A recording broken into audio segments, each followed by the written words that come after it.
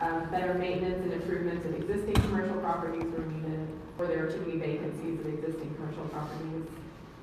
Fifth, that there's too much traffic or that the roads are in poor condition. Sixth, that the town needs additional or better enforced regulations and plans. And then seventh was water quality, primarily related to septic issues and runoff, things of that nature.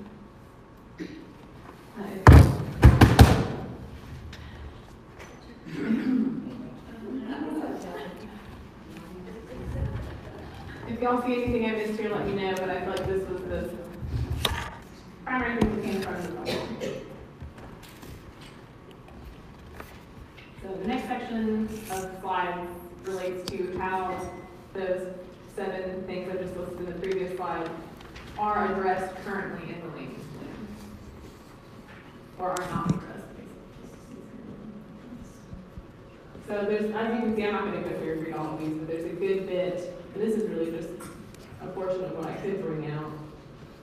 There are a lot of things in the land use plan related to open space and natural resource preservation. I've outlined 2 particular things there, and then there's just a smaller list on the bottom of all the things from enforcing stormwater regulations to tree preservation, steep slope protection. The point being, there's a good bit of space in the land use plan dedicated to natural resource preservation. Protecting residential neighborhoods and a small town feel. I believe there's also a good bit of that reflected in the land use plan in terms of any new development is really requested to be thoughtful of existing residential neighborhoods. And also, I think important to that point is that there's only one area of town where any sort of commercial expansion is suggested.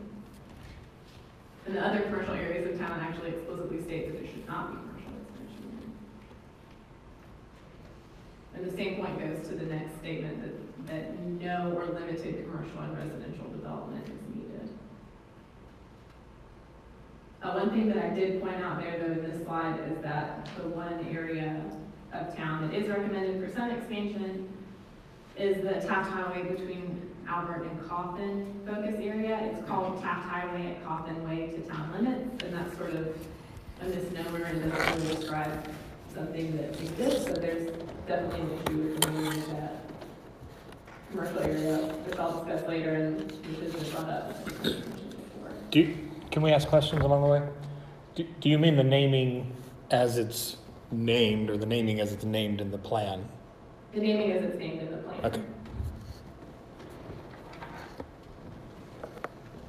In terms of improvements to the existing commercial development, there are recommendations for bicycle pedestrian amenities. It also discusses revising and reviewing the design guidelines. Because that's something that commercial building exteriors would fall under. And it also suggests that Taft Highway, Coffin Way, commercial area be developed. Improvements to roads and traffic. There's several recommendations related to traffic and roads, describing working with other entities like TDOT and the county to make improvements to roads. It also recommends requiring traffic impact studies as required by the existing regulations. In terms of better regulations and plans, the land use plan recommends reviewing the design standards and several different areas of the zoning ordinance and subdivision regulations. And then there are several different items related to water quality, particularly related to septic tanks. And that's something we spent a lot of time on in the update. I was making sure that we had information in there regarding that and working with groundwater protection and the WWTA in terms of sewer and septic. Okay, so I guess the point that I was trying to make with those slides, and you all are welcome to disagree with me, is that I believe that much of what has come from public input is already contained in some form or another in the land use plan. Even though there are a few changes I think are necessary which are coming up. I think the next step, which we will get to, is taking many of what are the land use plan's recommendations and putting them into regulation, putting in the teeth part. I think a lot of what's being looked for by the town is already there, but right now it's just a recommendation. Any thoughts so far? Yes. What about, are we going to remove the comments from the original charrettes that's referred to and include comments from this one? That was the plan, yes. Okay. Yes. I just want to be careful that some of the things that we feel are mentioned in the land use plan aren't only mentioned in that comments section where the lists of places and specifics that people would like to see improved. Right? I just don't remember offhand if the summaries of the original charrettes, do we need that again? When you say that this charrette basically supports what's already held within the land use plan, that's what I mean. Are you asking a question? Not a good one, no. I just want to make sure that we aren't, when we remove that, we aren't taking anything away from, for instance, you said here, water and sewers, that it's sort of already contained in the land use plan, but it's supported in the land use plan by the fact that you have the comments from the charrettes. Mm-hmm. So these comments will support what's already there again. Does that make more sense? Yes, and so the plan would be, and I have not done this yet, would be to remove the old comments or keep them if you all think that's the right thing to do, and at the very least, add the new comments. And in terms of the ones that were recorded in the 2007, 2008 process, it's truly a list of things that people wrote down, and I don't think there's any reason to not do that again. I mean, it's specific. It's not just a summary. That's what I meant. Okay. Yeah. So aside from what Dan just mentioned, which I realize is not in my PowerPoint, there are a couple of changes I think that do come out of that public input for the land use plan. Something that the land use plan recommends that hasn't been done yet is mapping preserve and reserve areas and including that information in the land use plan. I don't know if y'all remember talking about that however many months ago. It's preserve areas are areas like conservation easements that are already protected from development, and reserve areas are public spaces that are undeveloped or open that aren't protected. And the land use plan suggests mapping those spaces and then classifying them as parks and open space on the future land use map, with the idea being that it would make them more difficult to develop in the future.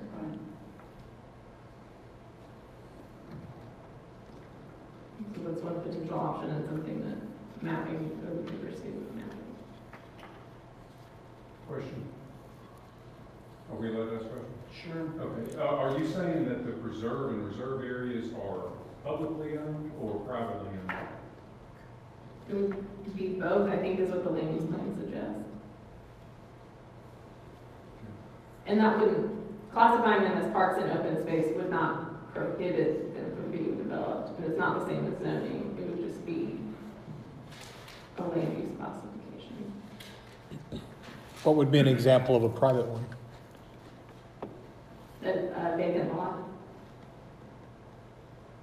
Or there's some, I think there are some properties within the town that are sort of used as park space that may be privately owned.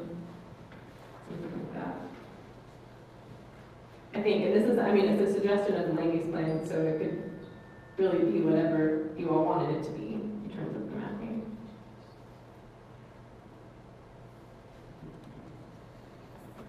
Not protected means it's not currently zoned.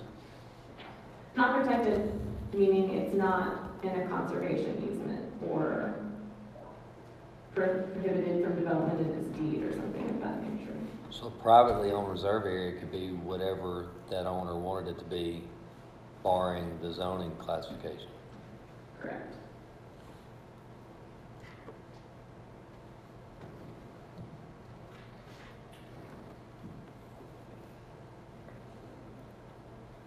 And the next item would be to change the name or change the scope of the Taft Highway Commercial Focus Area, which is shown here in blue.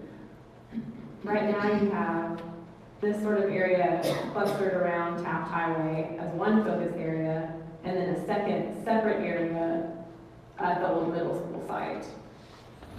And the issue with the Taft Highway one is it is Taft Highway at Coffin Way to town limits. And as you can see, what's shown on the map is somewhat past Coffin Way on one end, and then past these town limits here, but not to the town limits there, so it's just sort of a misnomer. And so either that area needs to be renamed to describe what is on the map, or the map could be changed to more accurately reflect the name or some version of both. This is classified, as has been widely discussed in the past few months, as something that could be developed as a neighborhood center.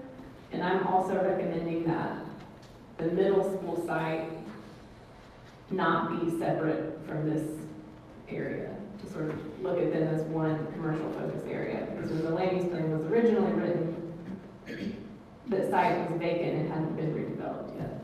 And I think that now that it has, it sort of makes sense to consider these together, considering their proximity. Even though that doesn't necessarily mean that the same kind of development on Taft Highway is what you would want to see there.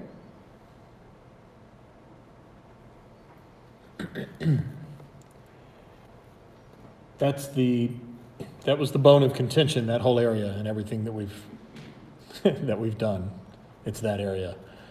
And did we discuss at all commercial focus area, its scope, whether or not the land use plan anything has changed, and was there suggestion of any change of that based on the charrettes?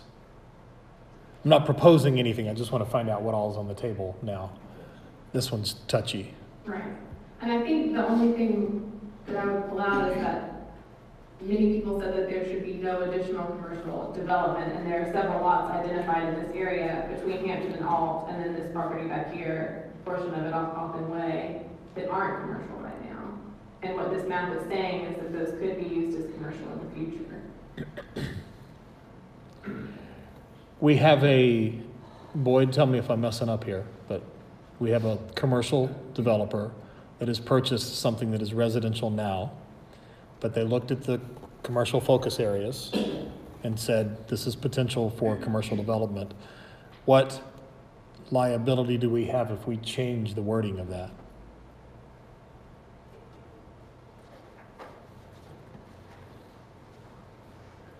Given the nature of the land use plan, I don't know that there's any significant exposure, because it's not a regulatory to guide, not a legislative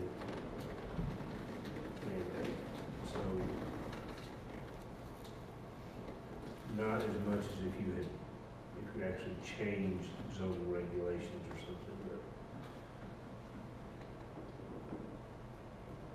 That's the best I can give you off the top of my head.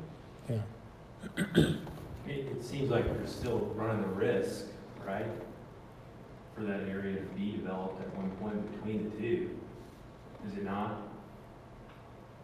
By not changing it or by changing? By changing. Well, this isn't a change, Ethan. This is the way it is now. It shows Yeah, that, yeah. right. But you're talking about changing the wording, right? Or the map, either way. I mean, because this picture, this image is a snippet from the future land use map. So this is showing, this is the land use plan basically saying this is how this property should be developed in the future. And right now, and this is how future land use maps are, there are some properties shown as commercial that aren't currently used that way. And you could limit it to this blue area would only be existing commercial properties, but in that case, the land use plan is making the statement that there is no place where commercial growth is acceptable.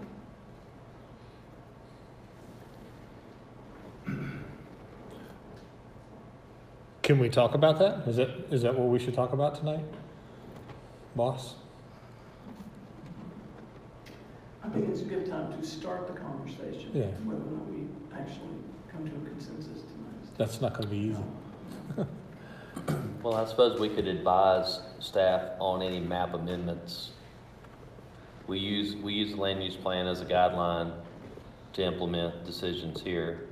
But as those decisions on availability and development evolve, we could back and forth both update our maps and request that the land use plan maps be modified as well, right?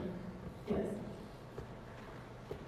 But I think it's important at the very least because to address how the name reads right now, because if you look at the name, the description in the name and the map, they're not Right. the same. If we took the charrettes as establishing some sort of a consensus, it would be hard to say that the consensus was based on what I think, and you know the charrettes better than I do, that area back there, people were not happy with that being commercial. Back in the woods, behind the houses, what's already a residential zone. What do you think? Most people, yeah, large majority. Yeah. Can we, and I'll ask this for information only because I need to get caught up, but I saw a chart presented in the comment period for people to list from where they were making a comment from, and it looked like there were 185 individual participants, of which 90% of those lived on Signal Mountain. Is that right? It's 190 contributions of comments, I think so. individual contributors. Is that right?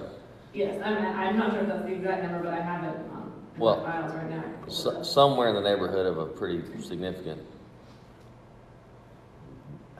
potentially outspoken majority or minority of the overall population up here, right? Yes. Okay. Okay. As those comments are available, I know the charrettes, and y'all can't keep, the SurveyMonkey sites open forever, but as those comments are available and more people are able to read them over 2, 3, 5 years, are y'all still collecting additional contributions from people? No, good. Not that it would change. I mean, most of my experience up here has been that generally development's not preferred. So, I mean, I recognize that, but there's some other conflicts I'd like to talk about eventually.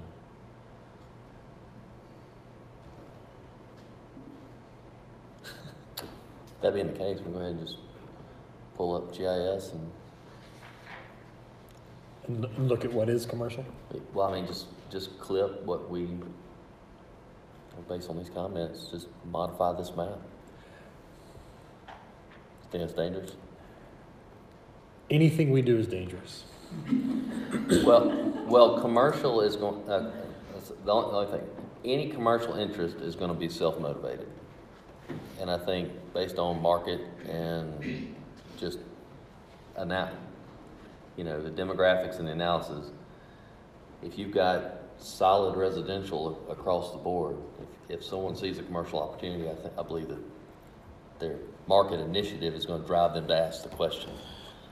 All right. And it may or may not agree with the land use plan. What I'm saying is we can condense what they're saying to be a commercial focus area now to align with the comments. And if there were an interest in commercial development in the future, we can always entertain that and expand it, right? I agree with that. I think he's spot on there. That's the best way to control it in my mind.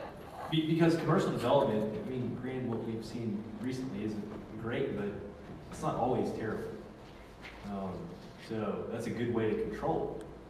And I will say that I don't personally believe in what I just said.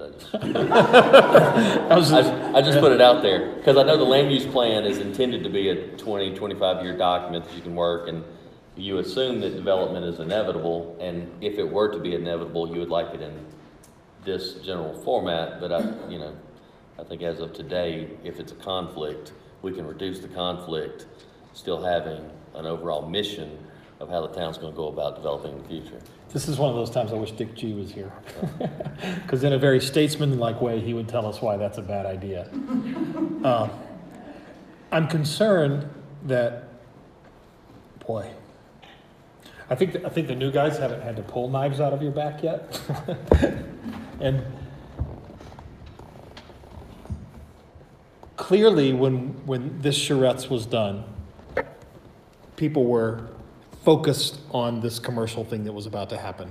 And that's what was going on. And I'm concerned that what we got out of this charrettes was what people don't want to see happen. You know, everybody was clear on that. I don't think we got a good idea of what people do want to see happen. That's exactly right. And so I don't agree completely with what you said, and you said you don't even believe yourself.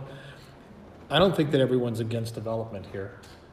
I just think people want responsible development that's well thought out, and I think the circumstances of when we did the charrettes might have skewed us a bit. And second, I'm a little concerned that we didn't get, we have to be careful, especially I think in this group, to not talk about live on Signal Mountain, because it's live in Signal Mountain as far as this is concerned. Though what we do does affect the entire, Walden Village. So out of those 180 people that responded, and I'm not trying to weaken or strengthen, it would be great if we knew how many were Signal Mountain residents talking about changing our land use plan within that. I suspect it was high. I can pull it up. Yeah. I got it. And I suspect, and I don't think there's anything wrong with this, if you could do a scatter chart where you showed where people come from, you'd have a bunch of people who lived around the Coffin Way area, because everyone in this area is super concerned about this. So what you're saying though is the backlash was sort of responsive to where you are located here in Signal Mountain, right? Yeah, So, partially. But everyone has to drive up and down the front of the mountain. So, we all have, no matter where we live, we all have some similar concerns. But if you lived on Coffin Way, you didn't want trucks unloading behind your house. That's Right. reasonable. but the idea isn't to totally discourage development, commercial development, right? I think that's not what our job on planning commission is, but it's neither to grease it nor to discourage it. It's to make sure that we have a land use plan that represents, and that's what the charrettes are about, if I'm understanding, is to have a land use plan that represents what the residents, the taxpayers of Signal Mountain want as well. And I'm just concerned that we might come away by looking at just this data that no one wants anything to happen ever. We like everything just like it is. How do you balance that statement about the charrettes? And one of the charrettes said no more residential development. I believe that was his third comment. Is that correct? On the comments, no more commercial or residential development. And now you're saying the charrettes should drive the decisions of the planning commission? Nope, that's not what I said. Reconcile that with the property owner that has property. But that's not what I'm saying. I'm saying this, Okay, well, then yeah, the charrettes is one data point that a planning commission uses to make a land use plan. And the people who show up for a charrettes and make their opinion known, get their opinion heard more than people who don't show up and feel the opposite of something. I think that's just the way it is. But you also agree there's a balance on the other side. Oh, absolutely. That's, I mean, there's a property owner that has property that has development interest that just because 180 people say we don't want any more development, should that drive a decision to say, okay, we're going to either, not provide services or we're not going to do this, so we don't have any development. well, I think that's what planning commissions do, is deal with that decision all the time. I mean, that's, I'm just trying to get a feel, is that where this planning commission seems to be going? I don't think any one of us would speak for the planning commission. I mean, we're all bringing to the table what we're watching, and it was clear what we just saw. It's clear what happened this summer with this particular thing. But, and I guess what I'm saying is actually speaking to where I think you're coming from, and I don't want to read into it, but you can't just say, nope. The planning commission can't just say, nope, no more development. Or we could decide we want no more residents to live here because the roads can't handle it, but we can't do that. That's against the law. So I don't think that's what's going on, but it is trying to make sure that this problem area works better next time. Because both sides for this last project we're quoting the same thing as supporting their side. And so there's something that needs to be adjusted in the wording of that.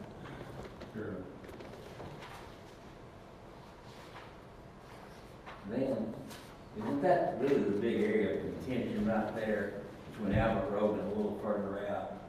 I've driven up all the way to the city limits, and you run right into apartments, condos, and there's a little land that's rather thin, but actually, on Taft Highway, there's not much development you can do. Go the other way, you got the bluff on one side and Gulf on the other. So just, that right there is a big bone of contention, always will be, won't it? I mean, it's not going to be expansive out toward the county line. It can't be. Cheryl, is it worth, should we stay on this a little bit longer? 'Cause I voted the way I voted on this whole thing because I think the land use plan supports that everything that's listed as possible potential development is reasonable within there because it's on the highway, it's highway frontage, but it also clearly says should be of the step down variety. And so the way I voted because of this was because I didn't see that as step down moving into the woods. That was taking highway commercial and making it bigger. It wasn't stepping down. That's my take on it. And I'm one person. It'd be interesting to hear other people put their necks on the block. And can I just say, interject one thing?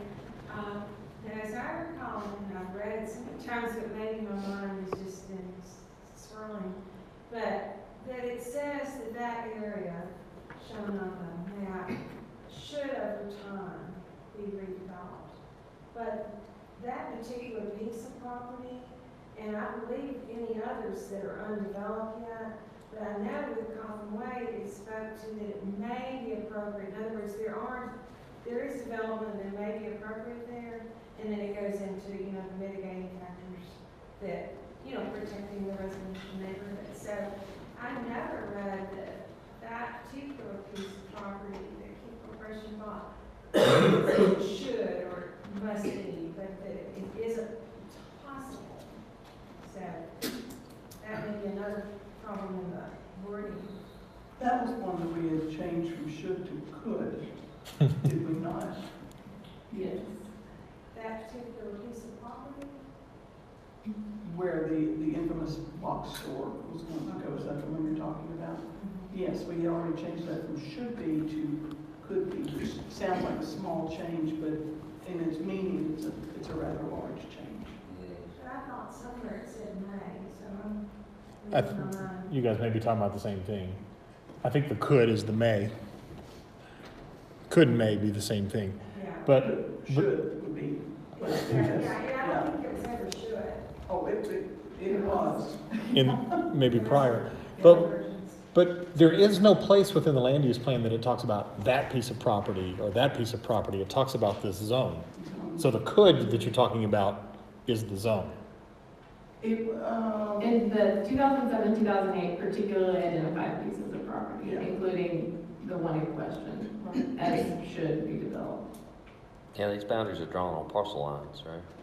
Well, this here is not. It only shows the front portion of this larger tract. But for the rest of it is following parcel lines. So there's one subdivided property and the rest are parcels. It's classified as two separate things. It's not subdivided, but. Technically not subdivided Yeah. at this time. Okay.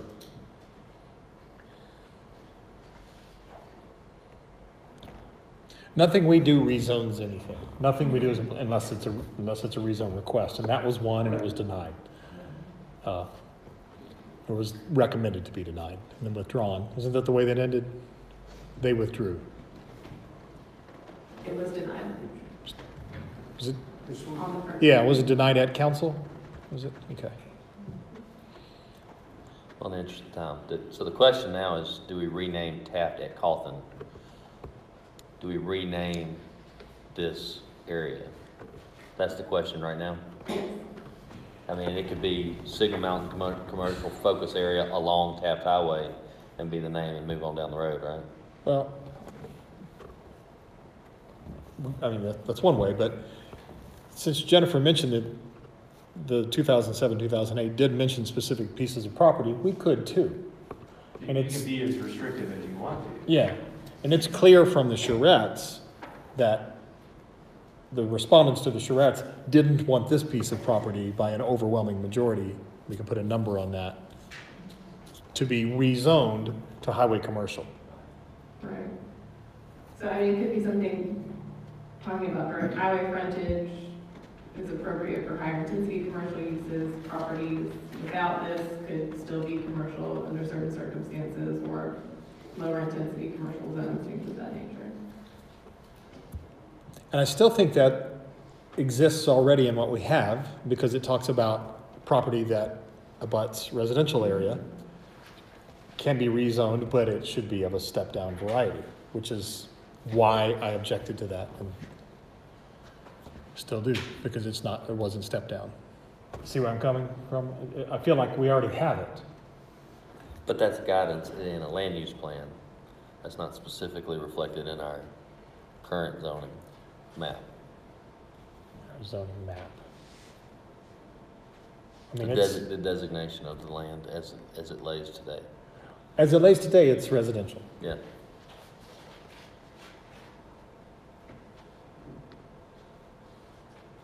So we can rename, and you think there's a benefit to go ahead and delineating a different boundary for that parcel? I'm asking. I'm thinking a combination of two. Especially if the staff recommended including the middle school, the old middle school site as a focus area, is to perhaps to redraw the boundaries and rename it both, but including the old middle school site. I think we could, That's interesting. it's been a long day, it could be just out there somewhere. No, I think that's, Because both of Perfect. those abut residential. Correct. Staff? Well, my thought process there is that what you're gonna have on Taft Highway and what you're going to have at the middle school site, you obviously want to be different kinds of development. However, this focus area is talking about having it a town center. And to me, I feel like not including the middle school site in that vision would be a mistake. Including it would be? Not including the middle school Oh. site, if you're talking about, just based on its proximity to what's already there or what could be there. Can you define town center the way you're using it? Well, the way that the land use plan describes it is just talking about having public spaces, small scale retail and commercial with some potential higher density residential as well. Just creating more of a downtown atmosphere. Does what you just described line up with highway commercial?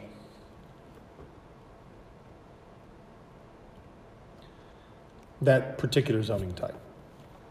In terms of uses, it could. I mean, it's sort of like you could draw a Venn diagram of them and see how a neighborhood center would have to be zoned highway commercial for some of the things you might want, but you can also have a gas station in highway commercial, which Right. is, so it could, but there's 2 gas stations right dead center of downtown Aspen. So yeah, more progressive, smaller highway commercial areas have been revitalized with more smart street planning as a town center, and then you would see more of that kind of development. yeah, So they don't necessarily have to be exclusive. Town center for somebody arranged linearly, kind of like we are, unless somebody in Old Town wants to cough up 25 acres or so. This is. Well, let me ask the likely question a what that different would way. be. Boy, you have to be careful. One of the problems was the scale of what was being proposed for that, though. I mean, all that we recommended was to rezone or not rezone. Correct. But one of the problems was the scale for a lot of folks based on the charrettes, the big box nature of it.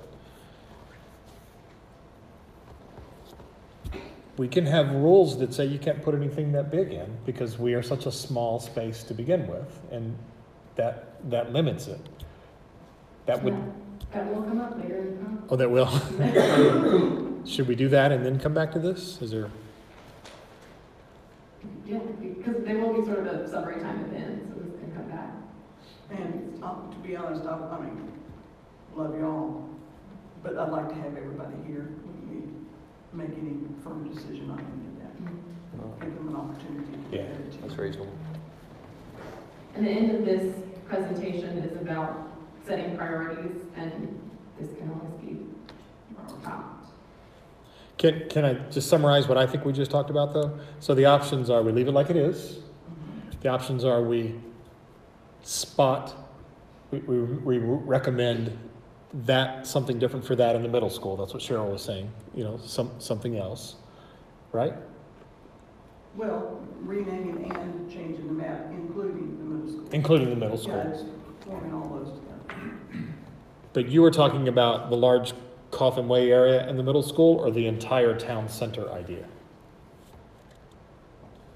The entire town center idea. Okay, and everything that's blue there is what we're calling the town center? That's how it's classified. That's the way you're, I think neighborhood center is the exact terminology the land use plan uses. That makes a bit more sense, actually. Town center brings to mind that all of this is like this. does town center go all the way to Miles? This is Albert at the northeastern boundary. Okay, So that's it right there. okay.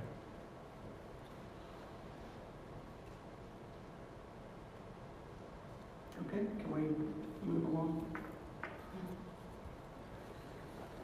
And the only other thing that I have listed is the plan sort of makes some basic statements, and those two boxes are snippets from the actual land use plan. It makes some basic statements about potential changes to the design standards, and based on the recommendation for changes to existing commercial properties, there could be stronger recommendations made in the land use plan related to that. You have phrases like encourage the maintenance and revitalization of existing commercial centers. That sort of. Do you have suggestions for how you do that? None prepared. I couldn't make some. And to me, the bigger thing is actually moving forward with it and doing some changes to the design standards. Oh. And that comes up later. But just in terms of how it could actually be implemented, how the charrettes could be implemented in the land use plan. Is the DRC currently looking at and formulating some design standards? It's my understanding that they were gonna be working on that, but I can't speak to exactly what has transpired. Okay. Mike, are you on DRC? When did you guys meet last? A month ago. Okay. They canceled this month's yesterday. Are you guys working on that? Gradually. There hasn't been anything produced yet. I guess part of that, for example, in this section, it says some specific things, like the design manual statement of intent should describe why landscaping is required, et cetera, et cetera.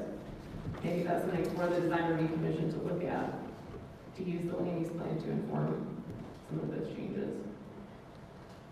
Cheryl's mentioned before that we should all meet together. Yes, we should. Can you take that? DRC and planning Yeah, commission. can you take Good that to idea. them? So that we're all I think we're talking past each other a little bit, and maybe working on the same things, and we don't know, yeah.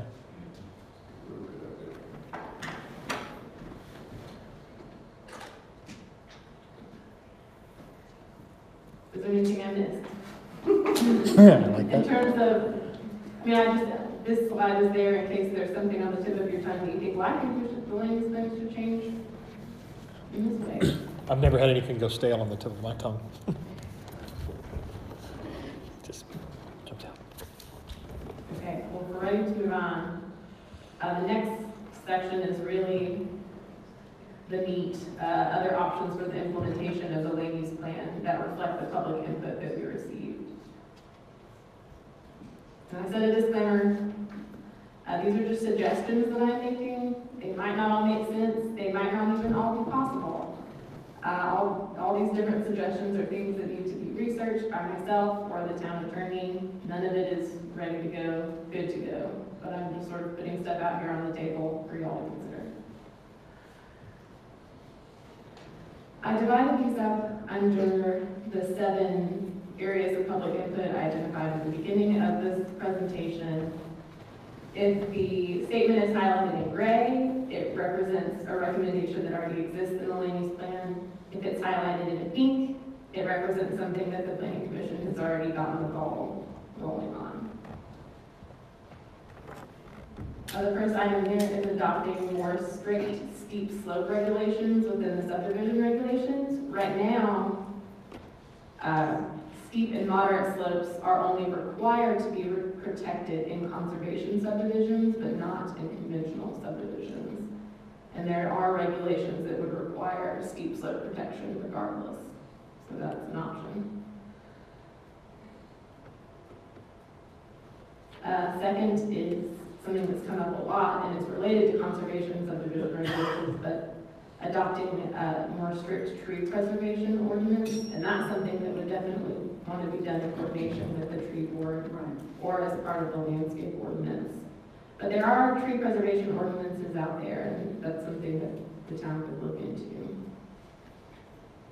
Implement maximum parking standards. Right now, the zoning ordinance just has minimum requirements. We are, in most commercial districts, 4 to 5 parking spaces per 1,000 square feet, which is sort of the industry standard, but that can create a lot of parking. And so the opposite option is to create maximums and say you can't have more parking than this.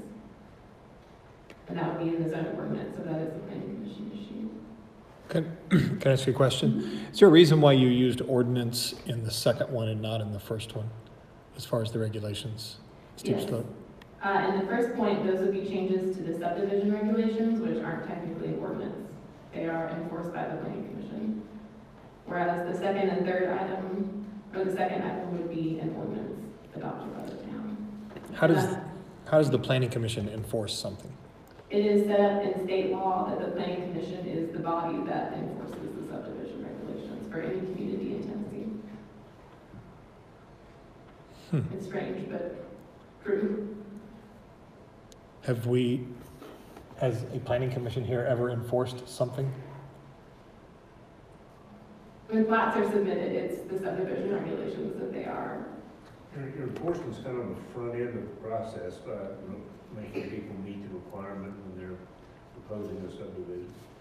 So what I'm getting at is with steep slope versus trees. With trees, it's easy to see how an ordinance would say you have to tag the trees and put a value on them, and if you take these out, there's just different ways they're done. If you kill one of these or one dies within 2 years of your construction.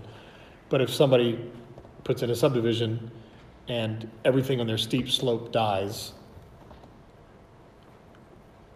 who enforces they have to make that right? The steep slope regulations would be about not allowing construction on those slopes.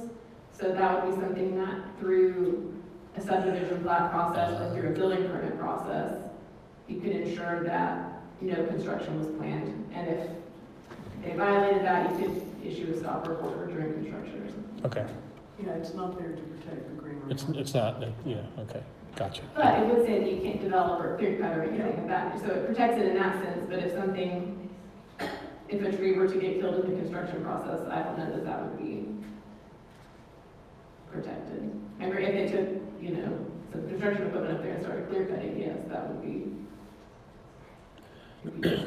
But knocking a tree over kills it the same way that piling a whole bunch of dirt up around it kills it as well. And that's something that takes place during construction that kills old trees. And you can hear me now, isn't this nice? It's great. Did you have a chance to bring up to anyone else on the tree board about possibly meeting with us in September perhaps?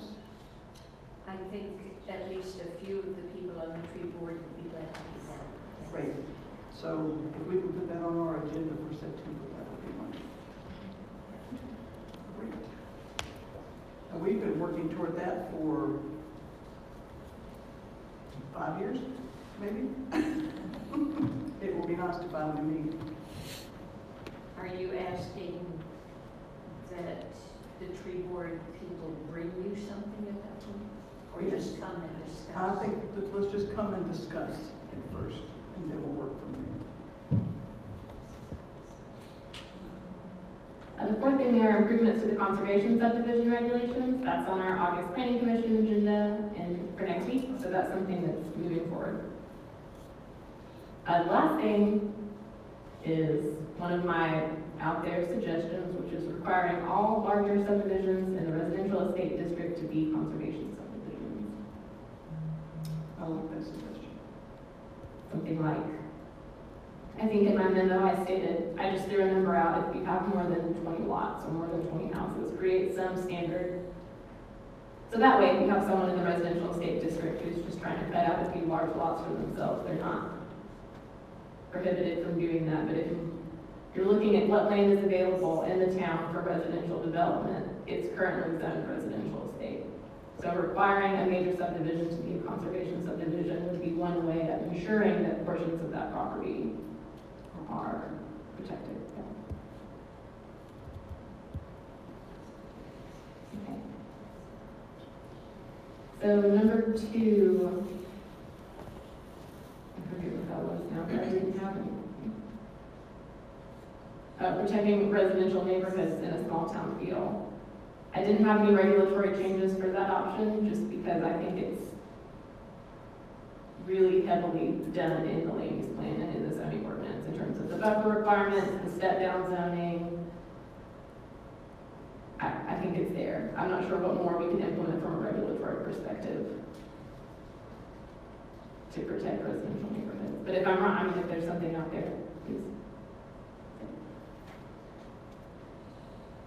In terms of no new development needed, this first gray item, which is suggested by the land use plan, says review existing zoning to determine if the existing zones provide for the scale and form of preferred development. So just like we spoke of earlier, there's the potential to amend the zoning ordinance to limit commercial building size, building height, maximum lot coverage, things of that nature.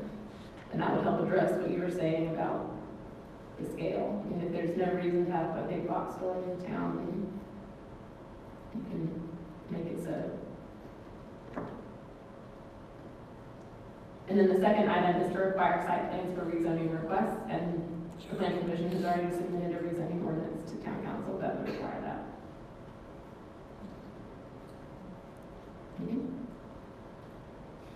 Okay, improvements to existing commercial development, overhaul the design standards. The government can't really say, your building doesn't look pretty enough, go ahead and fix it up. But design standards are in place for if you do have a scenario where someone has to draw a building permit. You can do that. It's just pretty hard to do. If they're falling apart. Yeah. And that, yeah, there's a few, yeah. I mean, how do you do that though? Well, the city of Natchez is, got all these antebellum homes, and a number of them are owned by the, third removed grandniece of somebody or other, and I mean, it takes an extraordinary amount of money. There was a law firm in California that bought one of them, was gonna turn it into a bed and breakfast, and never saw it. I think it has more raccoons. Point is, the city is currently in the process of getting it. I mean, it takes 18 months to initiate it, start sending out notices, trying to you can cut the grass, knock down a few trees, do that kind of thing, and then charge against the property, and then that goes against the taxes. But if the taxes are still being paid, there's a process that we could do that. And that's in scenarios where the building is falling apart, and the city does have to go through a long process of proving that they're violating these property maintenance things. But I guess I was more referring to just because the building is vacant, there's really nothing the city can do. Or ugly. I shouldn't say there's nothing the city can do, but you can't force a tenant to occupy a building or repaint the building, except by the process that you're talking about. And I think I'm sure you've experienced it has to get pretty bad. Yeah, I mean, that building's been there for 40, 50 years before they finally, it's been there hundreds of years. It's been in this ownership and disrepair for that long, so before anybody did anything. And I don't know, it'd be interesting to see if that's applicable to, in any way to, because I'm like you, I've reading the comments, I still don't know how you, without an investment on the town's part, I don't know how you encourage commercial development in an existing building. You know, if you did the fire repair, or structural assessment, or the environmental clearance, or if you turned it into more of a select site that's already cleared, you might encourage it in that way. But that's a recurring theme. It's like, let's just use the commercial properties that we have, and frequently it's more popular just to wipe it off and build something new. Right. Because it's all privately owned, it is difficult for the town to Yeah, play you can't a super encourage active role in ensuring that businesses and property owners go into existing buildings. But I do think we play a role, the planning commission plays a role in what we would approve to change. You could see something going in, for instance, back to the Coffin Way thing, like, we're gonna put something in here that does all these other 4 things that already exist in Signal Mountain. We're gonna put them in better, but you've got to rezone it for us so that we can do all this. The planning commission, in a sense, is saying, actually, we have those things, and so we're looking at the way this develops. And I'm bringing this up for the larger question, because like when a developer, it's not supposed to matter to us whether or not somebody wants to put a grocery store across from our grocery store. Correct. That's not supposed to matter to us. But when they put that on the table and sell, look how awesome this grocery store is gonna be, are we still not supposed to have an opinion on that in this thing? Or are we supposed to pretend like we don't have an opinion on it and say, then, I'm definitely against that because of the siding. Yeah, it's because of the siding. When what we're trying to do is, make this decision about the planning and the land use of Signal Mountain. See what I'm getting at, Boyd? It's a dilemma. The issue, the legal issue, is the government promoting the interest of one business over another business. So this person has a right to have a grocery store because they were there first, but you don't because we want this person to succeed. It's not mine. But what if, let's say it's not a grocery store, now it's, we don't have an ice cream store up here, right? So let's say it's an ice cream shop, and they want us to rezone something for an ice cream shop, and we've got this family-owned ice cream shop, and we know that if this new Baskin Robbins comes in, that Bill and Mary's ice cream shop is probably not going to be able to survive. That is not our, Well, here's what I'm getting at. Is it our business that we're going to create another empty building, which is our business? well, you can't say you're going to create another empty building. I mean, when competition comes in, that's not our business, but when competition comes in, that doesn't guarantee that the mom and pop store is gonna go down. Yeah. I mean, look at the pizza place up here. At one time, we had, 5 different pizza restaurants up here, when Papa John's was here, and Pizza Hut was here, and everybody else was here. They survived, and they continued. So you can't just look at that and say, well, this is really not fair to them, or what if they close and we're gonna have, Yeah. well, if they do close and there's an empty building, someone else may move in there and open up something else that we had not had before. But we can't make those judgment calls.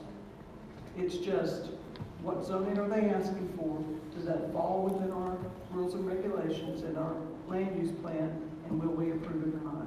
Yeah, so the only reason I brought all that up is as it applies to this. Mhm. Because one of the ways to get improvements to existing commercial development is for people to want to move into those and for the market to demand, Correct. you need to make this building look better because nobody wants to move in there because it's ugly. So I think the Planning Commission, in deciding to open up new land to commercial development, to change residential to commercial, weakens the desire to get this done perhaps sometimes. That's all I'm saying. Well, I mean, there's definitely 2 schools of thought on that if you're drawing Yeah. 20% increased traffic to this brand new development, that all of your commercial property is now, your residential property adjoining it is less valuable and your commercial property adjoining it is more valuable. Yeah. That's all. Is the perception. It's just a dilemma, and this is the only place we get to discuss this kind of stuff. Mhm. I mean, what can you possibly do to restrict that? What would be the solution? If you had uniform design standards, you could make them so cost prohibitively difficult to meet by some general consensus of the town. And it that pushes you into that. Then you'd have to really want it. Yeah. But is there maybe this is a legal definition, is there a gold plating that you can do that's clearly egregious? You know, you say you have to gold plate your stores because we don't want any more commercial development. I mean, you can't do that also, right? You could. Atlanta gets Walmart to build them nests all over town so they can put a Walmart into high neighborhoods. I mean, I think you can force a business to do whatever you want. You can make it their decision to decide if the market's worth it. I think, It sure would be nice if we had a nice new multi-use path for the next mile leading away from your shop. I'm just saying, that sure would be handy if y'all had that, you know, incorporated in with some trees. Yeah. Collected all this runoff from your unmitigated neighbor and started treating it in y'all's retention area. That sure would be handy. I think you can do that. I mean, the issue is that it's just a case-by-case basis. First of all, you know, you can ask a business to do anything, and the only way for them to challenge you really is to sue you, and then it's up for a court to decide if it's fair or not. So that's going to really be determined on all the factors in any given case. Yeah, and granted, I mean, that's all speaking in extremes. We have components of that, right? I mean, if you damage a tree, you replace the tree in kind, you know, that there are. We don't have that. Well, that's coming up. I read ahead. I'm sorry. That's next meeting. He's already passed it. Yeah. There is a lot that you can ask for. I think that's the point you're trying to make. It had it in the conservation area that if you damage anything, you had to replace it. You know. No, but I mean, but still sticking to this for just beating this dead horse a bit more. If often when a new business comes into an existing place, they remodel, you know, they redo it. It would seem that it would be possible to say, if you remodel, if you do any storefronts, you bring it up to some standard. That's That's right. what I'm getting to. That's right. Well, the DRC on it still does, but many moons ago, there was such, if you did not meet the current requirements for your sign or for your whatever storefront, isn't that there was a percentage tied to it? If you improved, like, was it 20? I think 25 sticking in the head is probably totally wrong. Sounds right. Then you had to, at that point, if you made improvements to your sign that was out of compliance, that was like, involved 25% of the overall size. I can't remember exactly what it was, but anyway, you had to bring it to Appraised compliance. value. Yeah, appraised value, but you had to bring it up to compliance at that point. Because everybody was doing like 22. And I don't know that it's even a compliance issue, it's a matter of having to go back to the DRC for approval. I was thinking it was Just like they did compliance in though. They were only grandfathered in until such time that they made that type of improvement, and then they had to. But I think even if there's not a compliance issue, if you make a significant change to the appearance of the structure, commercial structure, I think you have to go back to the DRC. Do you? Okay. That's what Mayfly did, that's what several businesses did, SunTrust did, Berkshire Hathaway did, anybody. That does more of gutters and a little bit of paint, they come. Mm-hmm. Okay. Good. I didn't know that. So the next section is improvements to roads and traffic. The first one is another big, definitely more research needed item, which is impact fees. These are fees paid to the town, usually as part of a building permit application, and generally those fees would go to a fund that's specifically for public infrastructure like roads. I've noted more research is required. I need to look into this more, but there's a chance that, and there are towns in Tennessee that have impact fees. It is allowed in the state, but I think Single Mountain might potentially need a charter amendment to get them. The point being, this would be a big thing. But it is something that communities use to make improvements to their infrastructure.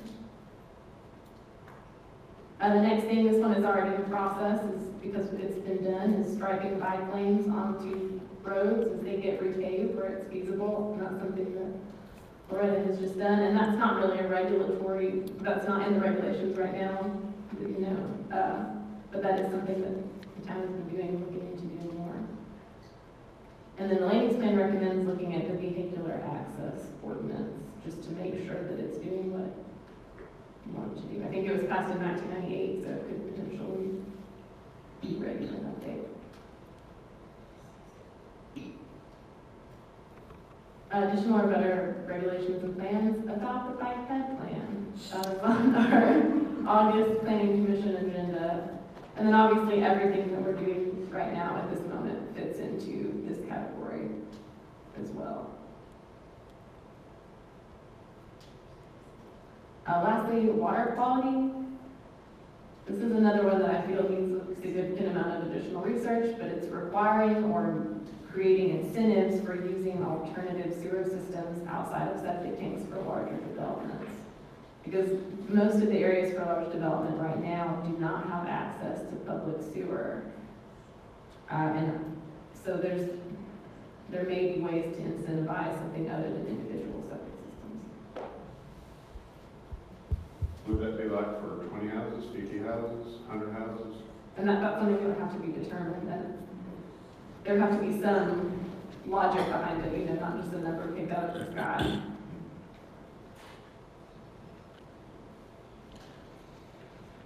Okay, anything else? You all thought I was reading this, and we'll summarize, the next slides are a summary. Can I say something about the last one?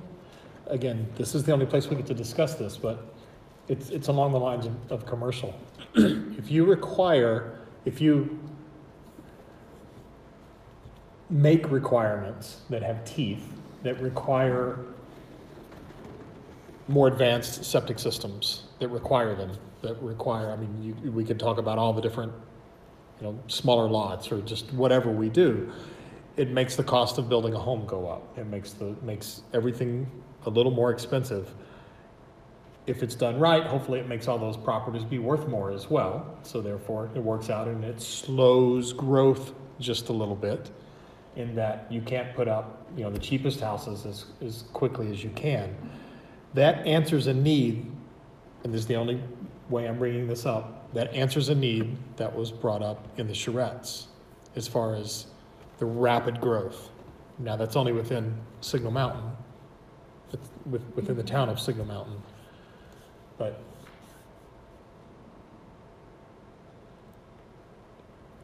somehow in my head I'm thinking that we're not supposed to ever do anything with the purpose of slowing growth. Is that true or false?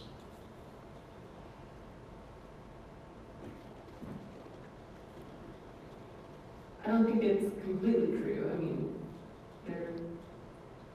I'm sure the developers would argue that most regulations slow down growth.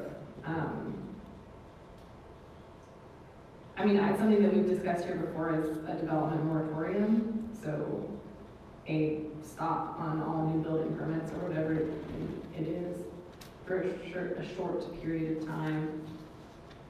But those really are usually only allowed if there's a specific purpose and a time limit attached to it. We're going to do this development moratorium so we can study this issue, we will do it for 6 months, and then it will be lifted, that sort of thing.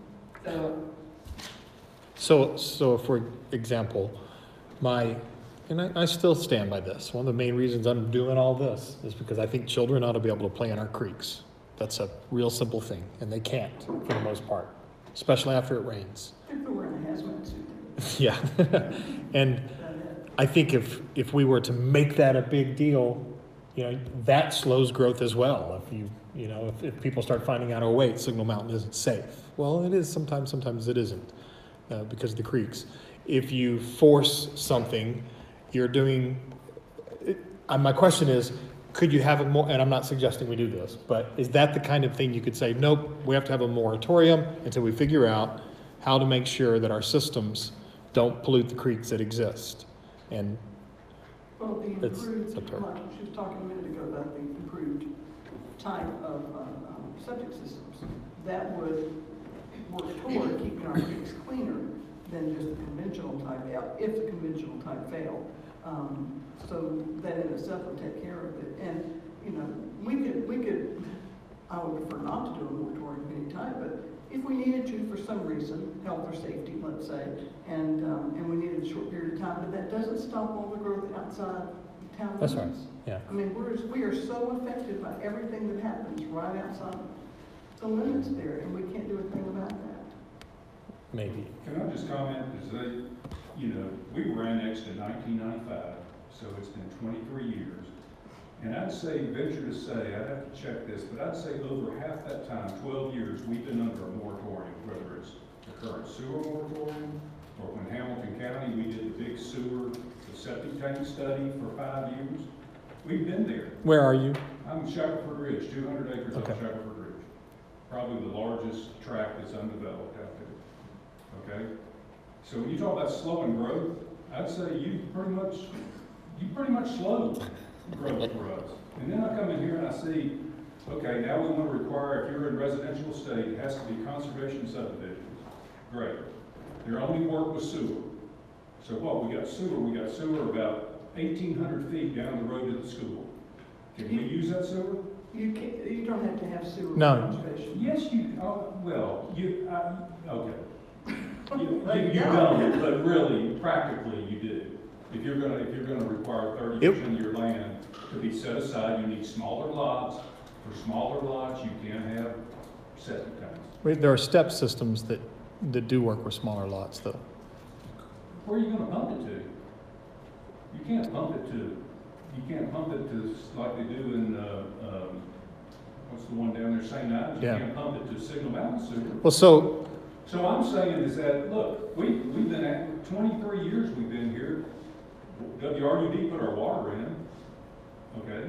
The town hadn't provided sewer for us out there. We paid taxes for 23 years for what? We get a policeman that sits out there on the gas line and writes people's tickets. That's really all we've gotten for 23 years of paying taxes. well, some of that's beyond the scope of what we're No, talking about I'm just here. saying, is next week, are we talking about, you sent me a letter, said we're talking about changes. What changes? I mean, we've gone through this stuff for 20 years. But What are we changing now? the only way that we can talk about this is right here, the way we're doing it right now. Right. And Let's talk. those, that's what we're trying to That's do. what next week is for. Yeah. To talk about what? Well, there are some parts of the conservation subdivision regs that need to be tweaked, something. Why? How many conservation subdivisions have y'all done? How many have been built on Signal Mountain? 3. 3? Okay. Where are they? You know, Jack Cruzy's. and That was a Wildwood. PUD, that wasn't a conservation subdivision. It still falls under the guidelines of, with the set asides, and Okay. actually more than that. The one at Danbury, Okay. All right. and the one, On Shackelford Ridge, Shackelford but that's Ridge. only, it has only 8 lots. Yeah, It's not only built 8 yet. lots. The which one? It's on Shackelford Ridge, the plat's been filed, it's 8 lots, but they haven't constructed anything yet. and frankly, it was one that showed us some holes in our regs, because that subdivision, That's, it should not be. that's the one with all the highway cuts. Yeah, with Yeah. all the. I'm just afraid, I see new people here that I don't know in the commission, I'm just saying, I think they need a little history lesson here. Mhm. You know, we've been involved in this land since 1955. I mean, we've been good stewards of the land. We haven't done a thing out there, and then every time we turn around, it's something new, okay? Now we want you can only do this if you do it this way, and if you do it like this. We understand that the planning commission or the town council didn't have anything to do with the sewer moratorium. Is there any political will on Signal Mountain to fix it? Yes. Who's fixing it? I mean, where is it? Or is there an end in sight? What we're talking about right now, as far as we know that we are polluting our creeks, is part of figuring out how to fix it. And it's not going to be easy for anyone. Well, It's got to be talked about. Everything's got to be on the table. We have to have the discussions. I mean, we're here to talk. I mean, we have a big interest in it. Yeah. And We're lifelong Signal Mountain people. We don't want to pollute the creeks. We don't want something bad for the mountain. We want what's best for the mountain. the creeks are polluted. Well, it's not because anything we did out No, there. but- I'm just saying, But it doesn't get fixed unless there's political will for people to step up and talk about the complex problems. We've looked for political will for a lot of years, and we're not seeing it. So if people stand up and have it, do you shoot at them for that? Because all these things have got to be talked about. They're complex problems, and what Cheryl said is true. Because we can do things here, and you go 2 miles down the road, and it doesn't change that at all. I live on Corral Road, and I can tell you, they're building houses out there, one, every day a new one's going, okay? I mean, the town is being developed, except it's not in the town. And the Right. town, you know, the infrastructure of the town is bearing the brunt of what's It's going tight. on. Yeah. I mean, we're directly impacted by everything that's going on. Right. Sure it is. Didn't that one town council, or didn't they say that you have sewer access, but the subdivision has to pay for the line going in? And I don't know about each You house. can pay for that, but you can't tie on. They're only letting certain infill lots tie on to the sewer. A new development can't tie on to the sewer. I guarantee you. Yet. And municipal infiltration systems are still too cost prohibitive for subdivisions? Well, I mean, why are we paying taxes to send them out if they're not providing services? No, I mean, I'm just saying, what are we getting for? If your house catches on fire, Well- it's going to get fixed very quickly. I mean, the town is spending a lot of, right, We don't have any houses on our property. yeah. yeah, Maybe if the trees catch on fire, maybe they'll do that. But it's Yeah. frustrating for us. Every time something new, okay, here we go again. I came to these meetings for 15 years. And then finally I just said, forget it. It's just not worth it. I mean, what are we getting out of this? We want to be a good neighbor. We want to do the right thing for the town. But Yeah. I just don't feel like it's reciprocal. yeah, We told you could tie in, exactly. We told you. WWTA, they won't let you tie into the sewer. That's right. Believe me, it's right. what I'm saying. Sorry, I didn't mean to get, That's all right. and I don't mean, I'm just saying. Yeah, you did. I'm gonna remember that too. I'll come next week. Yeah, please. I really wanted to come tonight to see, what are we talking about? What are we gonna discuss next week? I haven't really heard. Yeah. Well- And a lot of, I asked, I think there were 4 of you that own basically what's left within the town limits to kind of to go over our subdivision regs, talk about the areas that we need to tweak just a little bit, and to get input from you guys too. So I mean, that's what we're if you don't mind me asking, what are the changes that you would want to see? What is it that would? What changes would we wanna see? Right.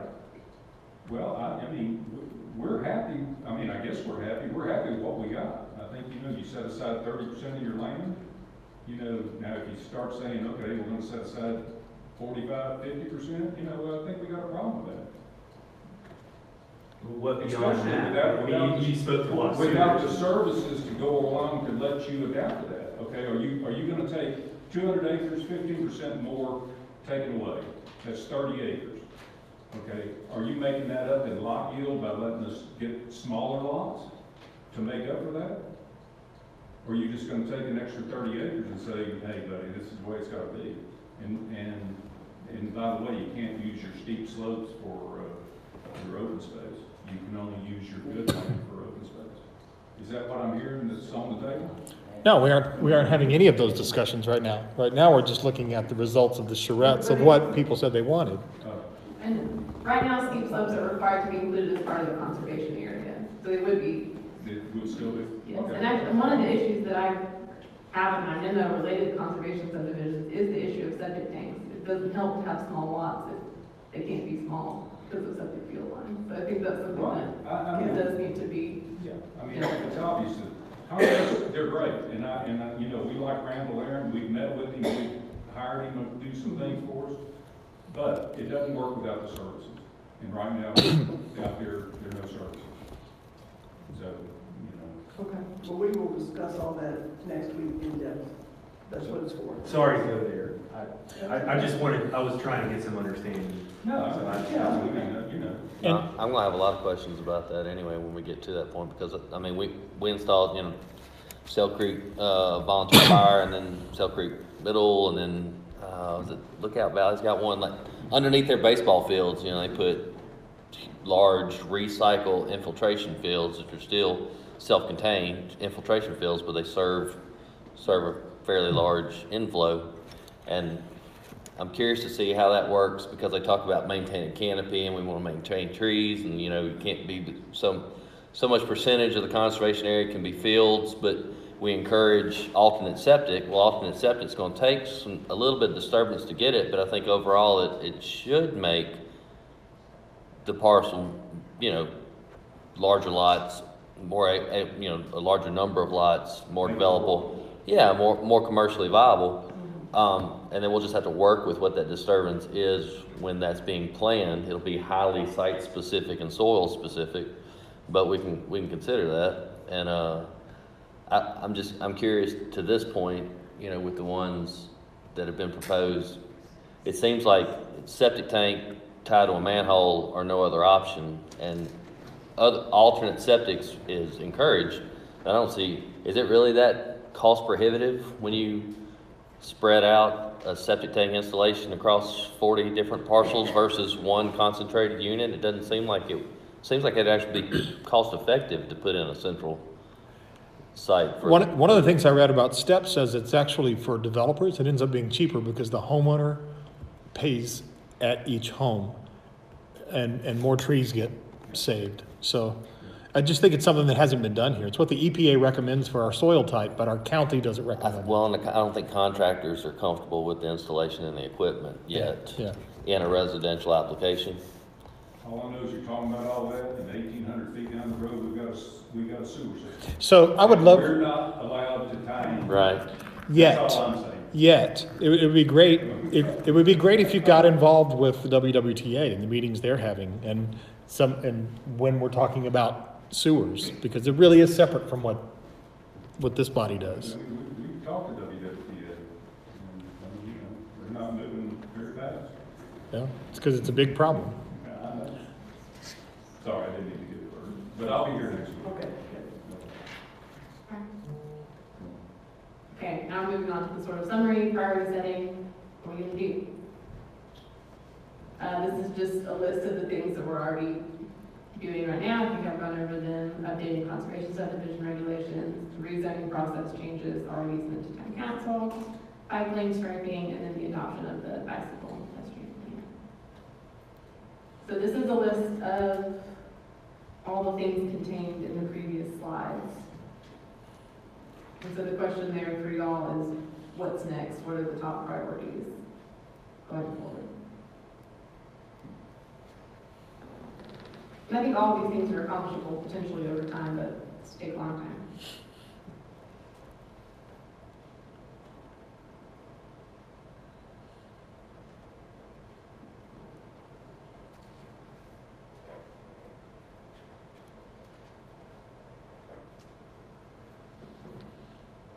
Do you want us to try to prioritize those tonight?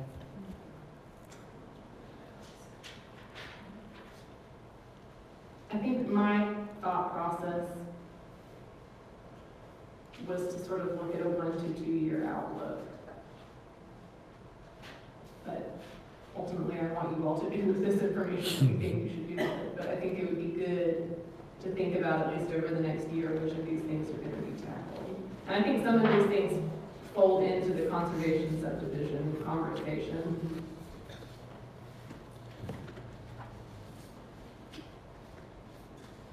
Tree preservation ordinance seems like that one's wouldn't be that tough. Wait a minute. Well, it may not be simple, but we're on the way to talking about it, so we should be able to hammer that one out pretty quick. You said impact fees is a charter change, so stick it at the bottom. Yeah.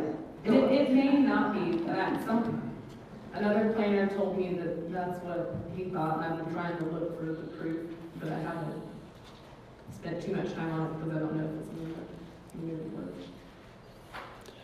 work. What's the last traffic study you got on a pavement change, Laura? On tap? Traffic study on one? Yeah, like an ADT projection on tap from any kind of overlay. Let's see, I was just looking at the TDOT site. You know, I don't know if they've done a traffic count, like on the front or some of the other areas that are noted for at least 6 years, maybe. And they, TDOT's the one that will do those traffic counts. And Well, I'm just saying, when they drill a section and they review a section or design it, they'll have today's counts, then they'll forecast a 20-year count and check that ADT against what the section says. That'll be a number.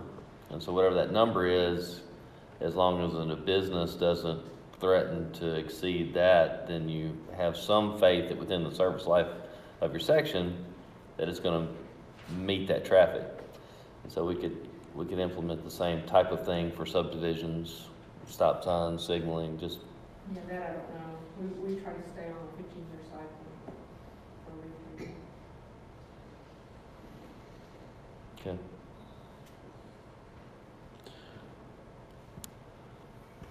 I have any other suggestion? That's the one I was gonna do at the end of 2 years. A lot of what we talked about tonight. What's, sir? What's his name? It's Mr. Baker. Mr. Baird. No, thank you. His concerns are reasonable, you know. So just so you know, I mean, I think they're reasonable. Oh, well, I mean. So, but there's Probably could. much of what we're dealing with, WWTA is one thing, but as far as all the other growth that's taking place on this ridge impacts what happens here as well. And so under the any other suggestions, and I know I'm not the first person to suggest this, it's been done over and over, but it's like we ought to be talking about some sort of, no one likes the word overlay, No, don't use that. but there has to be another word, some sort of a body that takes a look at the mountaintop and how unincorporated, how we can work with the Hamilton County Planning Agency. Is that what they're called? The regional planning agency. Yeah, the regional planning agency with Walden and with Signal Mountain to look at, some sort of an overall idea. Maybe that's just impossible pie in the sky stuff and that we're just in this, it's just gonna be us against them forever. But that seems like not a smart way of looking at it. So in the any other suggestions, you notice how many times that came up tonight when we're talking about a land use plan here, almost everything we talked about, but what about them? So let's include them somehow. And I don't know how that works. And the regional planning agency does do area plans that aren't necessarily municipal boundary specific, but the issue is when it comes to regulation. It's difficult, because that would require coordinating the different governing bodies to pass regulations that said the same thing, or did the same thing, or had the same goals. Right, but if someone from You this, open up 2 cans of worms instead of just one. yeah, but just like Mr. Baird is here tonight, doing a good job of expressing his concerns, if there was someone from this body that was at a regional planning commission meeting expressing their concerns, couldn't that help? Are y'all currently contracted with Walden? No. You're not? Walden uses the regional planning agency as well. And unincorporated county. Is there communication between SETD and the RPA? Not in what you're referring, but in general, yes, but not related to Signal Mountain type issues, mountaintop issues. Does our land use plan, does it reference Walden's? It does, Land it talks use in any way? about, in several areas, it does talk about working with the other local governments on the mountain. The only one I can think of off the top of my head is recreation, which isn't really what we're talking about, but I mean, I guess chiefly at boundaries, they don't have, a heavy ag, some sort of bovine farm or high-rise apartments butted right up against ours. Low-density residential, I wouldn't guess, huh? I'm not sure. Question. So does it need to be a citizen group that gets the whole mountain to come together to try to clean streams, stop pollution? The government can't do it. I think if we look at what Walden or any of the other municipalities have, if they're doing it better in water quality, we adopt that and we certainly share it and say, hey, we're following these steps to try and improve the overall water quality, of which you own 30% of the watershed, and we'd like for you to consider adopting it as well. Surely they wouldn't have an objection to it, I would guess. And you can always ask. Yes, so for those things, absolutely, I think that we could, I mean, we could reach out and do that. Sure. We would be happy to do that. And we would appreciate any citizen volunteers who want to go. We have, and I hesitate to even get into it, but, you know, reaching out on things like she brought up recreation. There's been a concerted effort over time to coordinate efforts, and because the town is pretty much shouldering responsibility for recreation space for the community as a whole. Other than the Shackelford Bridge, around the school, we're it.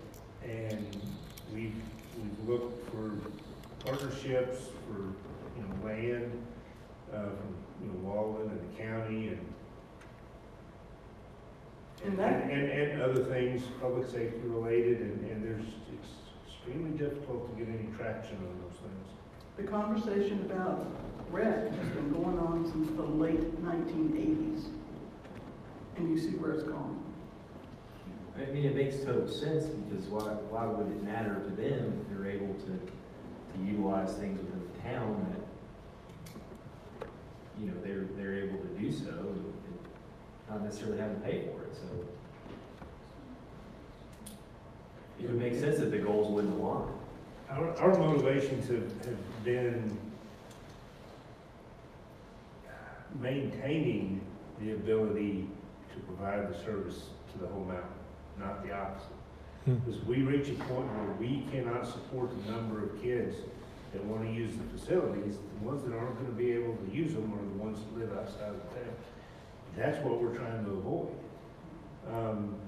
You know, and my position has been, we get to a point where we don't care where the field's located or where the child lives, because we've cooperated in this effort and we provide the resources. Well, it hasn't happened. We've tried, and I don't mean it to be as negative as it sounds, but there are efforts along the lines of what you're talking about, and it's difficult. It's the way it is. Something's not working, but it doesn't mean there isn't something that could, Right. you know, maybe a different approach to it. I do think Angie's onto something there, because over the months, the last months, I have met so many people that live outside of town. They live in Walden, they live in the county, some live in Sequatchie County. And they share the same concerns that a lot of people in the town do. And I have wondered, and like Dan, I about some kind of interlocal, I guess that's the word, or intralocal, but, you know, we just did a shred. I know people who were showing up there outside the town that wanted to contribute to that, because they said what happens in the town affects us, affects them, and what happens outside there affects us. So I'm not sure who it would be that would organize that, but I think you could probably get a really good conversation going between residents from all across the mountaintop in some kind of, you know, venue. I'm not sure, you know, what that looks like, but I do believe, and I was thinking maybe it would start with our council and the Walden Council and the county commissioner for the district, or could it be our planning commission? Jason Farmer is on the regional planning commission. Does Walden have its own planning commission? Yes. Yes. So maybe that would be the group that would, you know, be the ones to spearhead that, but just to bring people together. But I think there's a strong sentiment across the top of this mountain. And now with, you know, TDOT thankfully coming in to make the repairs, I mean, this is, there's a Facebook page called Signal Mountain Law and Neighbors that I joined, and it's just real interesting. I mean, everyone has the same concerns. So, Angie and Ann have already decided, not Ann, sorry, I was thinking about your sister. Mary and Angie have already said they will spearhead. Is that what we heard tonight? That's what I heard. I'll second that. Did you all hear that? Yeah. See? I would talk to Megan, I went to you, but I do think that maybe Angie could get a group to set us up. But I do think that Nan is right, and I think Angie's right, and I think something could come from it. We'll put that under any other suggestions and move that Well, on up the top. I've only lived here for almost a year now, but is there any history of us working together? Is there a line of communication that's open constantly? They're certainly on a lot of levels. We have a great working relationship with Baldwin. Outstanding relationship. We just don't coordinate efforts very well. Yeah. And that's where we haven't been able to get any traction.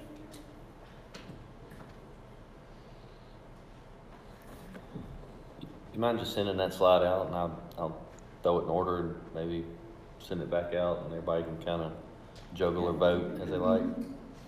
Yeah. I think that makes sense. One thing I have written down both before and after we got to this slide, though, is the tree preservation ordinance and things of that nature.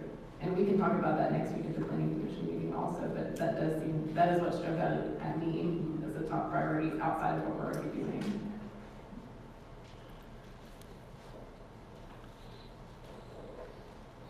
But yes, I'll send out.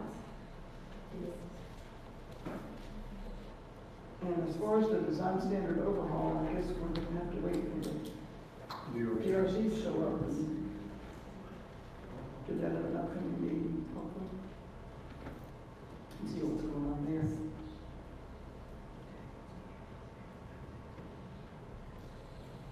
Okay, that's on.